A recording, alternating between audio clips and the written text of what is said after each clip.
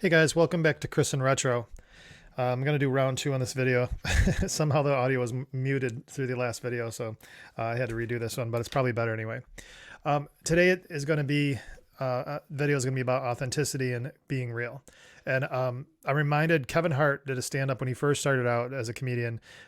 He had a stand-up that talked about, I forget what the whole setup was, but he said he was real as a dirty pair of sneakers.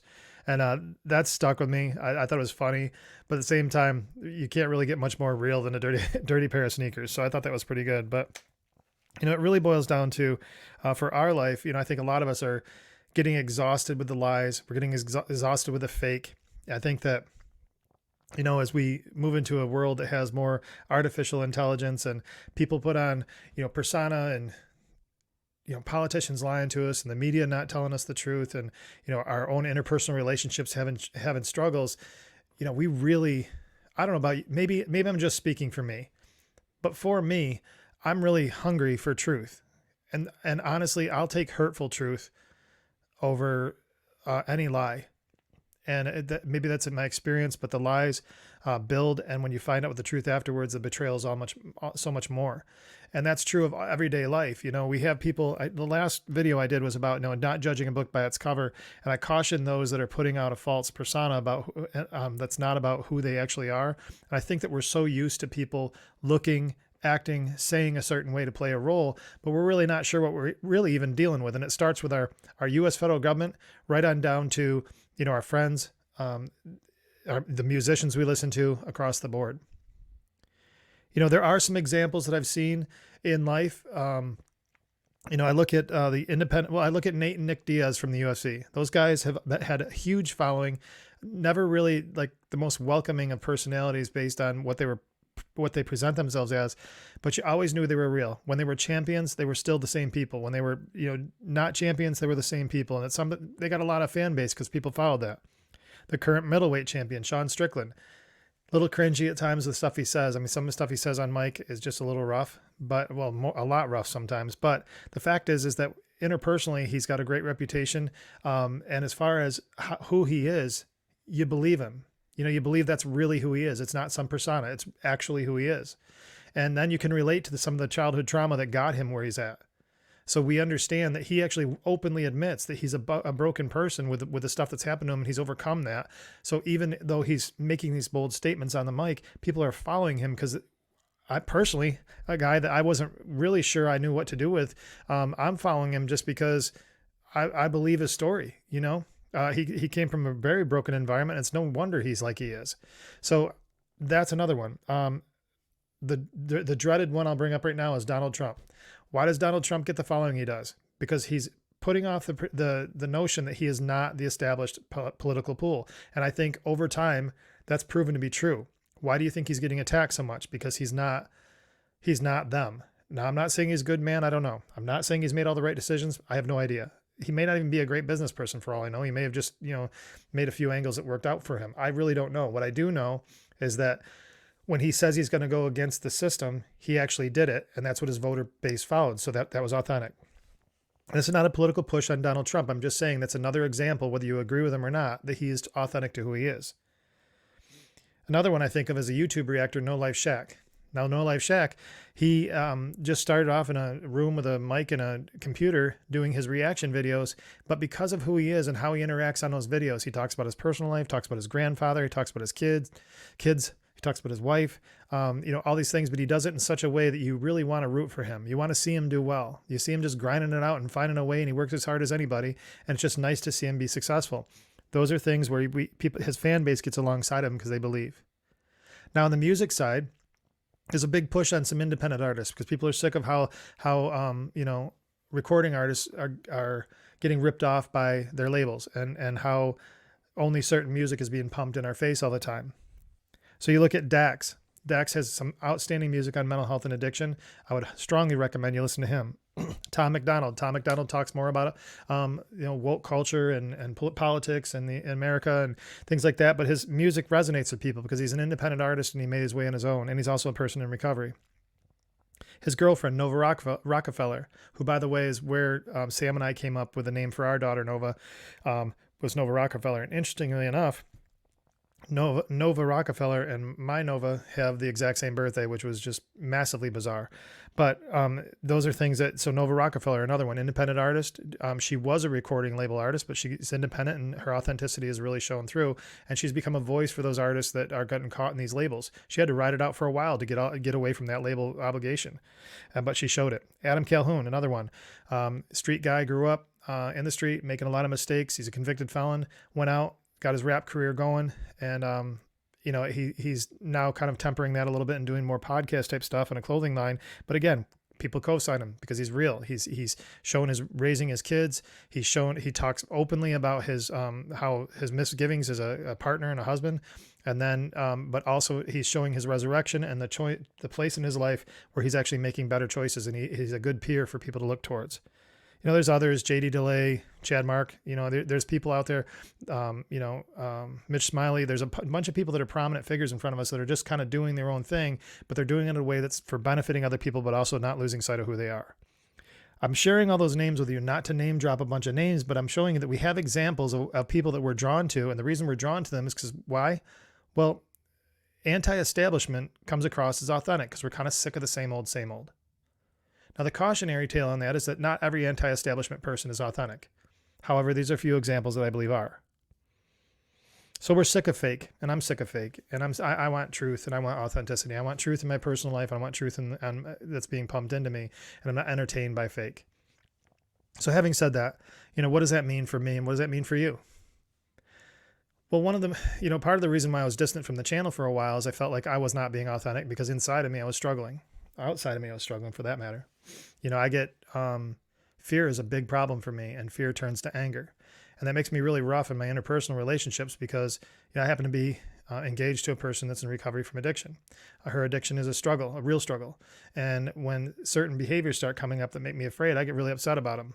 And that comes across as me just being an angry person when in fact, I'm just afraid. And that is not an excuse, but it does hurt interpersonal relationships. Now, Sam and I, we work on our stuff. We know each other very well, very well at this point. And, I'm fortunate enough to have somebody that's willing to, hear that side of things. However, being authentic Chris is okay so long as my authenticity is being applied appropriately. And what I mean by that is that I have a lot of facets to who I am. And I can't dump all those facets on the table in every single interaction because it just doesn't make sense. And it's a little overwhelming and honestly is counterintuitive to any value that I would have by even having that conversation. So what's important for us is that you can be real and you can be authentic without having to be over the top pushing it on people. So for me, when I say I'm Chris everywhere, it doesn't mean that I'm dumping my entire recovery story on every single person I meet. At the same time, I'm not dumping all of my professional accolades on everybody I meet. I share it with you guys in the show because I want to understand that I relate to a lot of different personalities and a lot of different lives. But I want to make eye contact with you as a fellow traveler, not as somebody that's an expert in anything. I just want to say I've seen a lot, I've been through a lot, I've got a lot of different experiences, and I want you to understand that should there be something in there that we can connect with. And that's appropriate for a channel like this, but in our interpersonal lives, how we handle that can be delicate. I'm not losing sight of me if I'm having a professional conversation with somebody and it doesn't happen to come up that I'm in recovery from addiction. I'm not losing sight of me for that. I'm still that guy. And if that person happened to drop something that says, I've really had a struggle in my life, I can come alongside them and say, I'm sorry to hear that. What's going on? And if they're willing to share, at that point, we might be able to connect on that level. Or maybe we don't connect on the addiction level. Maybe just some of the things I've learned through my recovery, I can invest in that person's life and help them. Being authentic sometimes is just knowing when to apply the tools that have been given to you and the experiences you have that allow you to connect with other people. You're not hiding anything. You're just also being appropriate and responsible with when you're sharing. Authenticity is not this. I picked on another YouTube channel, and I'm not even sure if the YouTube channel is still around. It's in the motorcycle club culture. I know a lot of the MC culture stuff has been dying off because of AI. Some of them are claiming because of AI. I know a few more prominent ones have kind of have changed their genre and whatever. So I'm not even sure if this guy is still around. But I have no doubt that he's a real street guy. I have no doubt that he's really in the 1% clubs and all that other stuff. I have no doubt about that. But I'm wondering what he's doubting, that he has to keep talking about how he's authentic and keep it at 100. He'd say it like really grindy. I keep it 100 like that. And I'm like, man, that doesn't make any sense. Why are you doing that? First of all, it's annoying. It's not cool. And secondly, what are you trying to hide that you got to keep telling me that? It's like saying, to be honest, and then blah, whatever you're going to say after that. So you're telling me that every other thing you said was probably a little shady, or at least a lie. It might have even been a lie. So right now, to be honest means you're being honest. I would say that you're saying to be honest means that you're trying to position something with me. Same thing when people say that they're being 100 or keeping 100. I would say that they're trying to convince me that they're being authentic in a situation that's delicate and in a subject matter that may have some holes in the game. So I would say, how do we avoid all that? How do we avoid having to declare our authenticity? How do we avoid having to say we're keeping it real, and actually do all those things and have that work for us in a positive way? I would say just do it. Be authentic. Understand where you're applying it. Be consistent. Have your authentic behavior and your realness manifest itself in your long-term behavior that others observe. We don't have to declare it as a moment in time or a statement. Just have it be who you are. You look at some of these examples I gave you. They're all examples of decades where at least one in the least of those examples I gave you, it's 1 decade. In several of them, it's multiple decades worth of consistent, stable behavior that shows that's who you are everywhere you are. And I think that's where we also get followership. And now when we speak to the real important matter of being a fellow traveler in addiction or mental health or other struggles, there's no greater attraction to being able to be a useful peer to others than for a peer to see you as being a very real person and that you're not pulling any nonsense. So whatever's going on behind closed doors should be going on in front of other people as well. It shouldn't be two different worlds. And that's something as men we always will struggle with. We have temptations all over the place that keep us in the darkness, doing things we should not be doing in the dark. And that's where our biggest struggle will be, is making sure that we shed light on all elements of our life so we can be accountable to each other and accountable to the promises we make to other people. Maybe being authentic is simple as this. I say this a lot. I've got some leadership tenets that I've shared before on here. And one of them is make promises and keep promises. If you make them, that means you're making a declaration. If you keep them, people know you're reliable, and they can understand you're somebody that they can believe in. Thanks for tuning in on the show here. Please like, subscribe, and comment. I'd love to hear your thoughts on this whole thing, because I think it's something that if you look at across society right now, how we vote, even maybe not how we vote, but the options that are now being presented in the voting process, or if you look at the music options that are now there, even comedy options or book options, or really anything out there that's from an information perspective being presented, there is, in all cases, a perceived anti-establishment or a more authentic version of it out there, and they're all growing. It tells me that society is pretty tired of the lies, and we're pretty tired of the falsehoods. And so it really starts with you, and it starts with me. What are we doing to make sure that we're being real with the people around us, that we're managing our behavior in a way that helps us grow and be stronger so that we're a useful, authentic person?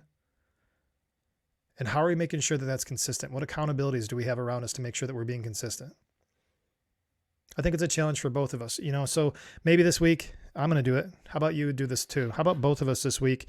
We just go through and we do a rigorous inventory about where we're not being authentic, or maybe where we have inappropriately shared who we actually are, and find ways to make ourselves stronger this week so that the purpose and calling that we have in our life is actually more effective, so that when people are struggling, they look to us as a light of hope and not somebody they're like, I don't really know what that guy's up to.